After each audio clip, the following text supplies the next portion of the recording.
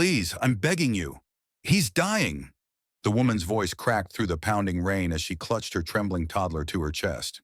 Her coat was soaked, her knees scraped from the pavement, and her blonde hair stuck to her tear-streaked face. You have a car, money, anything. Please just take us to a hospital. Inside a nearby black SUV, Nathaniel Grant, Billionaire CEO, stared blankly at the storm until her scream pierced his soul. He hesitated, suspicion flickering in his eyes. Is this a setup? But then, their eyes met. She was drenched, desperate, and holding her seizing baby under the freezing rain. While just a few feet away, a billionaire sat in a luxury SUV, ready to ignore it all, until their eyes met. In that moment, the storm wasn't just outside. It was inside both of them. What he did next changed 3 lives forever. The bright lights of the emergency room burned Emily's eyes. Everything smelled like disinfectant and urgency. Nurses moved quickly. Doctors shouted terms she didn't understand.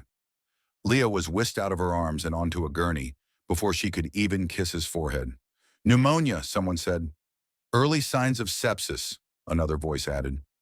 Emily felt like the floor was tilting beneath her. She stood frozen in the middle of the hallway, soaked through, her arms empty and shaking. Her entire world had just been carried behind a set of double doors, and now she was left with nothing but fear pressing against her chest.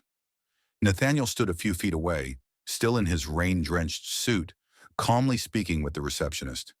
There was something about his stillness that struck her, like he was built for chaos, or maybe just immune to it. A nurse returned, eyes compassionate but clinical. We need to admit him immediately and begin IV antibiotics, she said. But there's a problem. He's a minor and will need to confirm insurance or arrange for upfront payment. Emily opened her mouth. Nothing came out at first. Then finally, barely above a whisper, she said, I don't have insurance. I lost my job last week. I don't have anything. The words tasted bitter, like failure. The nurse's smile faded a little. We'll give you a few minutes to figure something out. And then she walked away. Emily stood there, blinking back tears, her legs threatening to give out. But before she could collapse, Nathaniel stepped forward. He pulled a sleek, black titanium credit card from his inner coat pocket and placed it firmly on the desk. Run everything, he said to the clerk. Admit him. Test him. Treat him like he's mine. The nurse blinked, taken aback. Sir, are you sure? Nathaniel nodded once. Completely. The transaction took less than a minute, but for Emily, it felt like the entire world had shifted. She turned to him slowly, her lower lip trembling.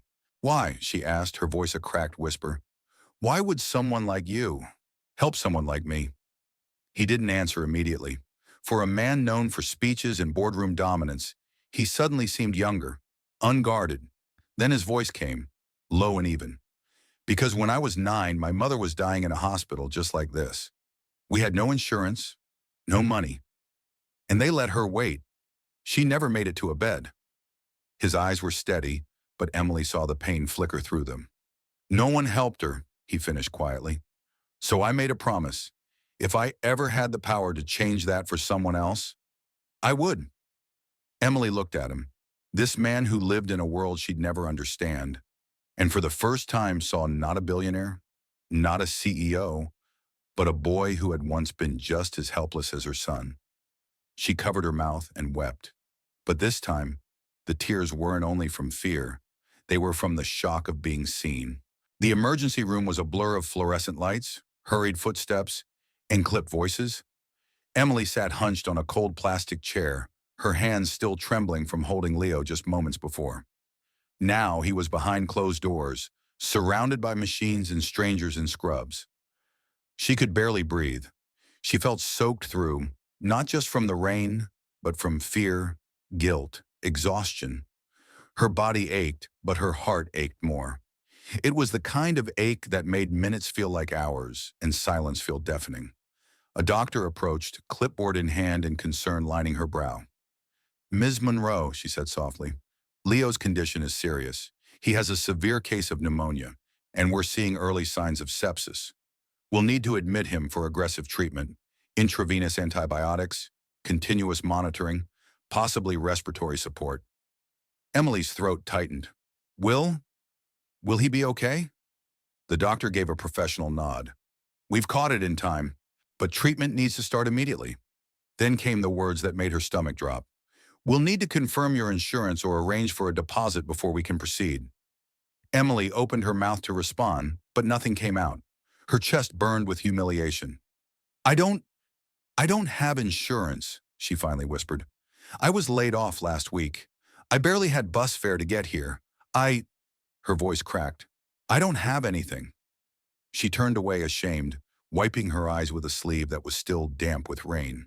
The doctor gave a sympathetic look, but said what she had to say. I'll give you a few minutes. We want to help. We just need confirmation. Emily nodded mutely as the doctor stepped away. She pressed her hands to her face, trying not to fall apart. And then, Nathaniel's voice cut through the quiet. Treat him like he's mine. Emily looked up, startled. He was standing at the admissions desk, already pulling a card from his wallet. The matte black finish gleamed under the hospital light as he placed it down. Run whatever's necessary. Start now. The nurse behind the desk hesitated. Sir, this is... I'm aware of what it is, he said gently but firmly. Don't waste time. Emily's breath hitched. She stood slowly, stunned, watching the scene unfold like a dream. Why? She asked, stepping closer, voice barely audible. Why would someone like you help someone like me? Nathaniel turned to her. The usual guarded sharpness in his eyes was gone. Instead, there was something quiet, raw, human. Because no one helped me when it mattered, he said. And with that, he turned back to the nurse and gave the final signature.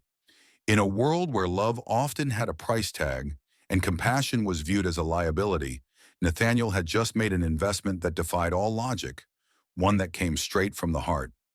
Nathaniel didn't plan to return the next morning. He told himself the gesture at the hospital had been enough, that he had fulfilled some long-forgotten promise to his younger self and could now walk away. But when he woke up, showered, and stood before the mirror, something felt off. The city skyline looked grayer than usual. His apartment, once sleek and satisfying, felt hollow. And so, without overthinking it, he found himself back at the hospital. He didn't come empty-handed. In one hand, a bag of warm cookies from a bakery his assistant usually reserved for VIP clients. In the other, a colorful storybook and a small puzzle game he'd bought impulsively on the way. When he entered the room, Emily was seated by Leo's bedside. Her posture was hunched, her eyes tired, but she looked up when she saw him, not startled, just surprised, as if kindness was something she never expected twice. Leo stirred under the blanket, his eyes fluttering open. Uncle Nathaniel, he mumbled, voice weak. Nathaniel chuckled. You remembered me, huh? That simple sentence made the boy smile. It became a ritual. Every day Nathaniel came. Sometimes early, sometimes late, but he always came. He read books in dramatic voices, played board games slowly so Leo could win, and brought endless distractions to a child who had lived too many days in pain. Emily didn't say much in those first visits. She mostly watched, quietly folding laundry in the corner or jotting down notes in a cheap spiral notebook. But Nathaniel watched her too. He noticed how she smoothed Leo's hair with gentle fingers, even when she was half asleep. How she never complained about the hospital food. How she wore the same jeans for 3 days without once mentioning it. She didn't ask for help. She didn't ask for anything. She was surviving, with quiet strength he hadn't seen in anyone for years.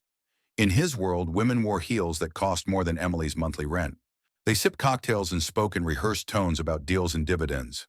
But here was a mother who had nothing to prove and everything to protect, and that did something to him.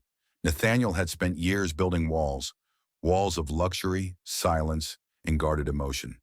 He knew how to acquire companies and manipulate markets, but not how to comfort a sick child.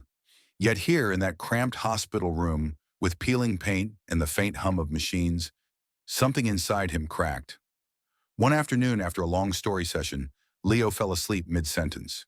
Emily covered him with a thin blanket, and Nathaniel sat quietly in the chair beside her. She glanced at him, then finally spoke.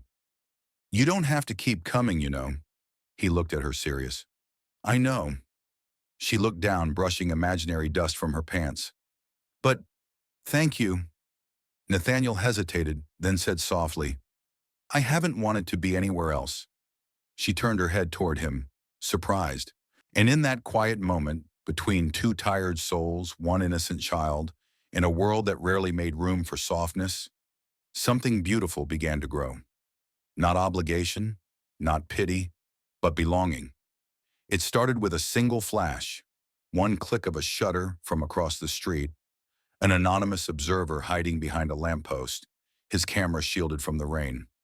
In that frame, frozen in grainy pixels, was Nathaniel Grant, Billionaire CEO, soaked in the storm, holding a sick child in his arms. Emily Monroe was beside him, her face pale, her eyes red from crying, clutching the SUV door. By sunrise, the photo was everywhere. CEO's secret child? Who is the mystery woman with Nathaniel Grant? From penthouse to pediatric ward, Billionaire's private life exposed. The internet feasted. Talk shows speculated. Gossip blogs posted timelines. Financial analysts called it a potential distraction, but investors weren't calm. Grant Tech stock slipped 6% within the first trading hour. Rumors of scandal flooded shareholder inboxes. Some demanded a public explanation. Others pushed for a new PR strategy. Nathaniel sat at his office window, phone in hand, scrolling in disbelief as images of Leo and Emily were splashed across headlines like they were commodities. The private, fragile moments he had protected, now twisted into entertainment. His jaw clenched. At first he wanted to believe it was a coincidence, a cruel, accidental leak. But the more he scrolled, the colder his thoughts became. Who took that photo? Who sold it? How did the press get so many details? And then came the question he feared most. Was Emily behind it? He drove to the hospital in silence, his hands stiff on the wheel. He didn't call ahead.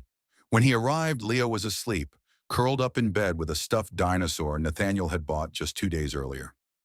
Emily sat in the corner, unaware of the storm brewing behind his eyes. When she looked up and saw him, her face lit up, until she noticed his expression. He stood stiffly by the doorway. You leaked it, he said. She blinked. What? The photo, the story. You gave it to the press. Her face fell, confusion giving way to hurt. Nathaniel, no, I would never. How else would they know so much? Your name, Leo's condition, the timeline? His voice sharpened. It wasn't me, so it had to be you. Tears pooled in her eyes. I trusted you. Apparently, I was the fool, he snapped. Emily stood slowly, visibly shaking. You think I'd use my sick child to get attention? To get money? You needed help. You saw your chance. Her voice cracked. I thought you were different. He didn't answer. You talk about your mother, she whispered. About how no one helped you. And then someone finally does. And you accuse them of betrayal? Silence stretched between them like a knife's edge. Nathaniel turned without another word and walked out. Behind him, the machines continued to beep.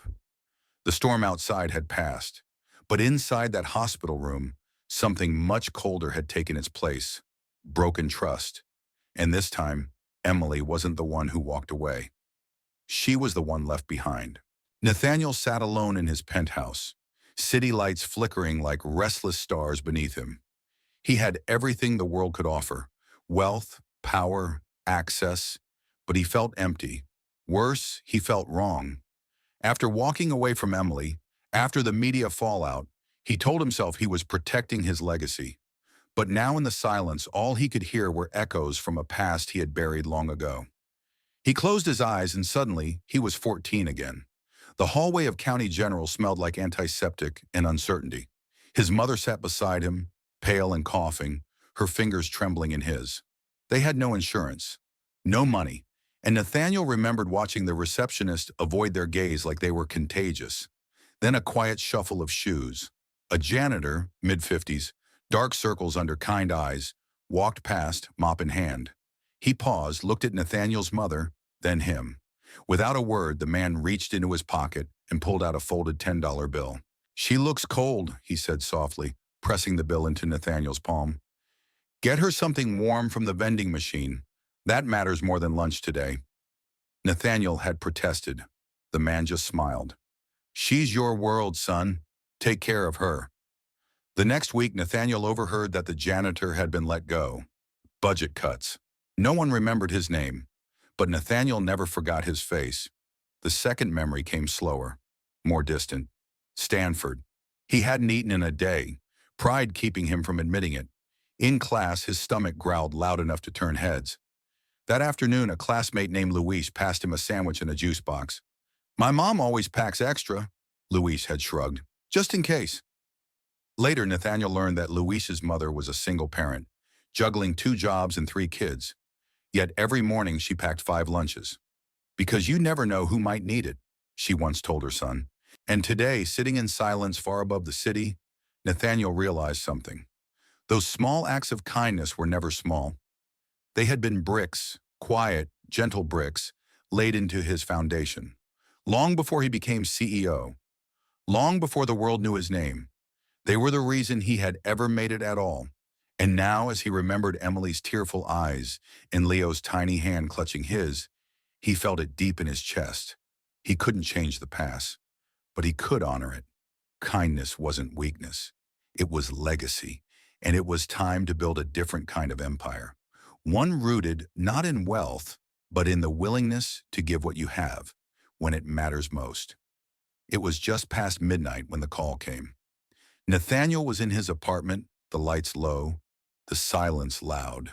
He hadn't heard from Emily in days, not since their painful falling out. He tried to bury himself in numbers, meetings, empty schedules, but none of it worked. Then the phone buzzed. It was the hospital. Leo had seized again. Oxygen levels dangerously low. The nurse said gently, "She didn't call you, but we thought you should know." He didn't hesitate. He didn't overthink. He just ran. The hospital's fluorescent lights felt colder than he remembered. Every step down that hallway echoed louder than the last. When he reached the room, his breath caught. Emily was sitting beside Leo's bed, her hand trembling as she stroked her son's damp curls. Her face was pale, her eyes swollen from tears, but dry now, hollow. She didn't look up when he entered. Nathaniel stepped closer, then dropped to his knees beside her, unable to hold back the storm in his chest. "I'm sorry," he whispered. "I ran before. I was scared, but I'm here now, and I'm not leaving." For a long moment, she said nothing. Then slowly she shifted, not toward him, but not away either. She moved her hand so his could reach Leo's, and in that fragile silence, broken only by the hum of machines and the boy's shallow breath, something passed between them. Not a word, not a promise, but something even more powerful. Forgiveness. The hospital room no longer felt sterile. It had become a sanctuary. They didn't talk about the past, not the accusation, not the walkout, not the headlines. There was only now, a child healing, and 2 adults slowly learning to trust the quiet. Each day began with something small. Nathaniel would bring breakfast, always asking if Emily wanted tea or coffee. Then they'd build Lego towers with Leo, whose laughter returned stronger with every new brick. The 3 of them celebrated each structure like it was an architectural masterpiece, even when they leaned and collapsed. In the afternoons, they read comics aloud, taking turns voicing the characters. Nathaniel was especially proud of his goofy villain voice, and Leo would clutch his belly, giggling uncontrollably. When Leo napped, Emily and Nathaniel sat together in the window light, sipping coffee or sharing stories. Sometimes they talked. Sometimes they just listened to the rhythm of machines and rain outside. But Emily still kept her heart guarded. Until one night, the hospital was still. Leo slept soundly, his little chest rising and falling beneath cartoon print sheets. Emily stood at the window, arms folded, unsure of what to call the connection growing between them. Nathaniel stepped beside her. "You don't have to know what this is," he said softly. "We're not a label. We're not a headline. We're what we choose to be." She turned to him, studying his face. No arrogance, no expectation, just honesty. And that night, for the first time, she let go of the weight she'd been carrying. And she believed him. What began with a desperate cry in the rain became a movement that would echo far beyond one storm. Months after Leo's full recovery, Emily and Nathaniel sat together in a quiet cafe, a worn notebook between them. In it were names, mothers, dozens, each one like Emily had been, struggling, uninsured, one emergency away from losing everything. That's when the New Light Foundation was born. Nathaniel brought the strategy, structure, and startup capital. Legal teams, grant writers, partnerships. Emily brought something money couldn't buy: truth, her story, her voice. She stood in front of hospitals, shelters, community centers, telling mothers, "I've been where you are. I know what it's like to feel invisible." The foundation offered emergency medical grants, transportation to hospitals, emotional support groups, and short-term housing for single moms whose children needed urgent care. Their slogan, "No mother should fight alone." At the launch event, Leo handed out thank you cards with crayon drawings to every guest. The media showed up expecting glamour. Instead, they found something far more moving: sincerity. Nathaniel didn't speak like a CEO. He spoke like a man who had been changed. "This isn't charity," he told the crowd. "It's community. We're not giving handouts. We're giving people what we all need: a hand to hold when it matters most." The applause wasn't loud. It was heartfelt. In a world often driven by numbers, they had created something measured in second chances. And for the first time, both Nathaniel and Emily knew they hadn't just rebuilt themselves. They were now building hope for others to stand where they once fell. The late afternoon sun spilled liquid gold across the Connecticut riverbank. Gentle ripples sparkled like scattered diamonds on the water's surface, and a soft breeze danced through the tall grass lining the ceremony site. It was quiet, sacred, far from headlines and hospital corridors, closer to something eternal. Rows of white folding chairs formed a semicircle under an arched canopy of vines and blush-colored flowers. But there was no choir, no orchestras, just the hum of nature, the soft lapping of water, and the sound of hearts finally at peace. Emily, in a flowing dress the color of morning fog, stood at the edge of the aisle. Her blonde hair, pinned softly with white wildflowers, framed a face full of peace and just the tiniest tremble of disbelief. This moment wasn't something she ever imagined would be hers. And yet there she was. Beside her, holding a small velvet box with a seriousness only a child could muster, stood Leo.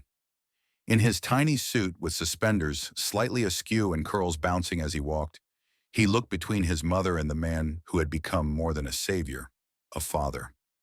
At the other end, Nathaniel, once the untouchable billionaire, stood waiting, not as a mogul, not as a headline, but as a man. His suit was simple, his tie forgotten somewhere in the car. What he wore was something far deeper: the softness that comes from being forgiven, from choosing presence over perfection, love over fear. As Emily approached, Leo toddled forward and handed Nathaniel the box with their rings. Then, like he had done countless times in the hospital, he reached for both their hands and held them together. The officiant smiled. "This is no ordinary wedding," she began. "Today we celebrate not just a union of two hearts, but the healing of three. What began in the storm has become a shelter, and in that shelter, a family has grown." She looked at them, then down to Leo. "Nathaniel, Emily, Leo, I now pronounce you, not just husband and wife, but family." There was a pause, and then, without cue or coordination, the guests rose to their feet, clapping, cheering, crying. Emily leaned into Nathaniel's chest and he kissed her temple. Leo giggled between them, clutching both their legs in a tiny hug that said more than words ever could. As the sun dipped behind the trees and golden light framed the three of them like a painting, there was no doubt. This wasn't just a wedding, it was a homecoming.